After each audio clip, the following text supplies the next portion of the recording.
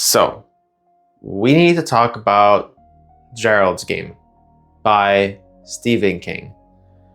This has to be the hardest book I have ever read in my life. My eyeballs, I want to take them out. I want to take off my glasses. I want to take out my eyeballs, put them under the sink, wash them, put them back in. All right. I want to take out my brain, take it out of my brain. I want to wash it. I want to wash my brain. I want to put it back in my head, close it, and hope I never fucking read this book again and I ever think about this book again. The subject matter of Gerald's Game is certainly not for the faint of heart. And even for myself, who doesn't cringe at a lot of things, that doesn't feel disgusting when I read stuff, I felt a lot, and I honestly kind of wish I never read this book. I genuinely wish my eyeballs never looked at any of these words. And while I don't regret reading it, because I am trying to read all of Stephen King's works, and this is the 15th book, I certainly think this is the worst book I have ever read from him. And I certainly think that this is probably one of his worst books that he's probably written, simply for the subject matter about sexual assault, women getting molested by their own family members, well, by their dad. And this was a trauma dump while she was chained up to a bed with handcuffs because her husband wanted to have some bondage sessions with her. I mean, dude, just no. Just no. Just no. Like, the first chapter was like, okay, we're going somewhere. She killed her husband because he got a heart attack. Now what are we going to do? How is she going to get out of this bed? And then she relives her trauma with her dad during the eclipse, which is like very loosely related to Dolores Claiborne. And which is like, whatever, dude. They're a duet of books, but they're not tied together that really, very loosely. Though I just felt disgusted when I was reading this. And I know some people are gonna say it's a good book. I've seen people really praise it. But it's not for me. This book is not for me, man. If anyone ever wants to read Stephen King, this is going to be at the bottom of my list. And I'm going to say it's an optional read. If you're into this kind of stuff, sure. I don't know why you would, unless you really want to read about like how this empowers women, if it's a good ending. Does this empower her at the end? Somewhat.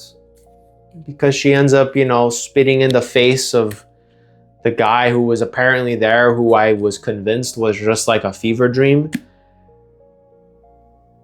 But dude, I don't know why people write about this stuff. And I guess it's important to, like, you know, that we don't ignore that this happens.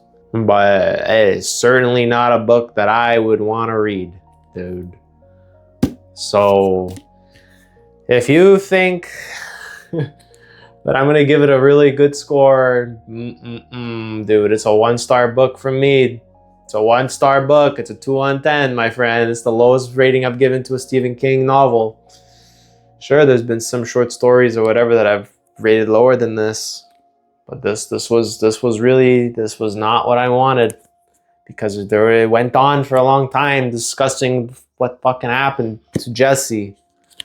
And I feel really freaking bad for her, and I don't know why Stephen King needed to write about this, because if he wanted to make you disgusted, cringe, feel bad for the woman, just feel like, goddamn, humans are absolutely disgusting, then yeah, 10 on 10 book. But that's not what I'm trying to get out of a book. I'm trying to get entertained. I'm trying to be like, whoa, this is a good story. Dude, this reminds me a little bit of Library Policeman. We had a very similar fucking story, and there was like a segment of which a boy got like, you know, he got taken advantage of, and it was the same thing. I was like, I don't know why I'm reading this. This was like times 10 because it was a full-blown novel, and it went on and on and on. And I don't want any part of it, okay? And I'll say this, you know, some people say that Stephen King's not good at endings, and I will say that's true at times. Dude, the ending was actually fine in this book. The ending was actually interesting. But dude, I don't want to read this book ever again. And it's the first time I've thought of like disowning a book from my Stephen King collection because I really don't want it. And like, dude, this is a hardcover. I'm not sure if it's first edition or not. It could be, I could care less. But it's in really good condition. So when I was starting reading it, I was like, nice, this is good, it's clean. But not like the subject matters. I do not want to read this book and think about it ever again, other than if I have to go on a rant about like Stephen King writing about some stuff that I don't want to read about. All right? Okay?